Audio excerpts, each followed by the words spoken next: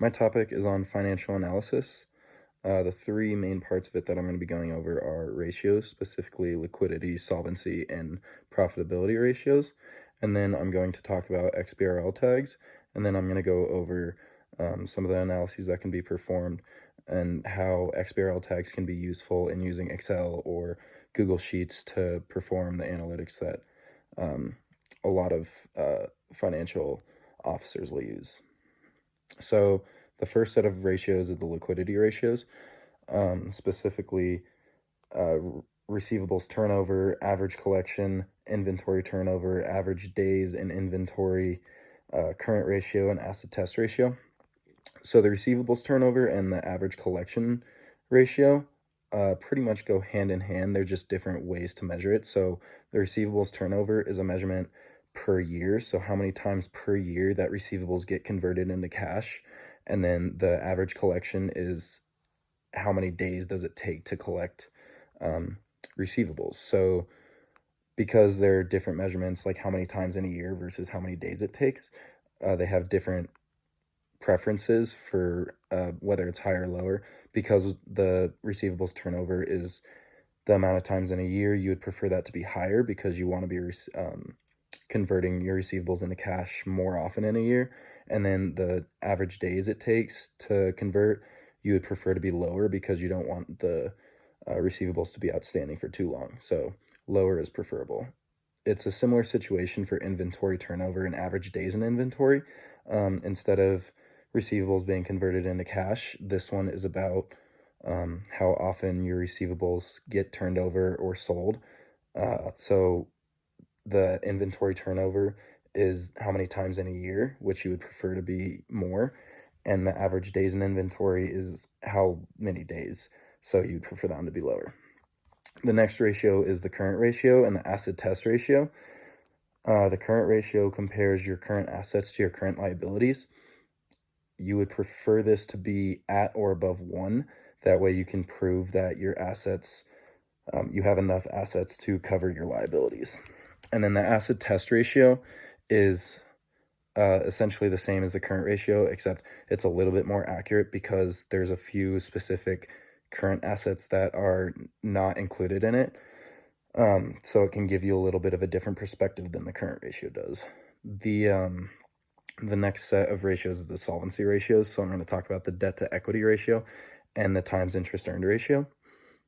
The debt to equity ratio is kind of similar to the current ratio, except instead of assets, it uses stockholders' equity. So it's liabilities and stockholders' equity that get compared. This can give a little bit of an indication of how risky your company is for going bankrupt. The higher the ratio is, the more riskiness there is of bankruptcy. So it's an important figure to look out for. And then the other solvency ratio is the times interest earned ratio, which compares your interest payments to the amount of income. And it is used to show that you're making enough income to cover interest payments that are needed and need to be made. So these are two pretty important ratios to keep a watch out for. The profitability ratios are usually the ones that a lot of analysts are really concerned about, and a lot of companies have most priority on. The first one is the gross profit ratio, and this one just compares gross profit to net sales. And this is kind of comparable to the profit margin ratio, which compares net income to total sales or to net sales. Essentially, these are just looking at how much of your sales and revenue actually get turned into profit. It's just whether it's before or after taxes and other expenses that get included when you calculate net income versus gross profit. One of the other ones is return on assets and the asset turnover ratio. So the return on assets is the amount of income that comes back from the average assets that a company has invested in. So this is good to look out for, just so that you can know that you're getting some sort of a return on the assets that you're investing in. The return on assets is net income compared to average assets, and the asset turnover is net sales compared to average assets. So there's the difference in those. And then the last one is return on equity. This is your income compared to stockholders' equity so that investors can know how much of their contribution and investment into a company is getting turned into profits. The next big topic is XBRL tags. XBRL stands for Extensible Business Reporting Language. And what it is a set of standardized business reporting that was made by FASB. It was made in the mid 2000s, early 2000s, and it's become really useful as information systems are becoming more and more advanced and useful, and a lot of business communications are being done online. So what it does is it allows companies to use a standard set of tags for specific line items on a balance sheet. And it also helps define and describe each data element. The biggest benefit is easy transmission and receiving of financial data. So you can use Excel or Google Sheets to pull in this information from the XBRL tags and use it to perform good analysis, which kind of turns into the third major topic that I'm going to go over is just using information systems for analysis. So like I said, with the XBRL tags, you can use Google Sheets and you can use Excel to create spreadsheets that will pull the XBRL information for companies. So you can reference the ticker symbol for the company and the date and the period and what your how many digits back you want to go, just to kind of simplify everything. But you can easily compare company by company.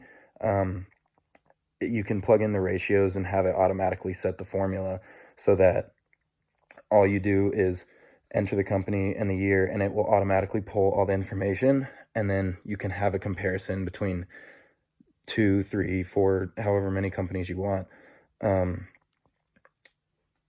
There are two types of ways to analyze. There's horizontal and vertical.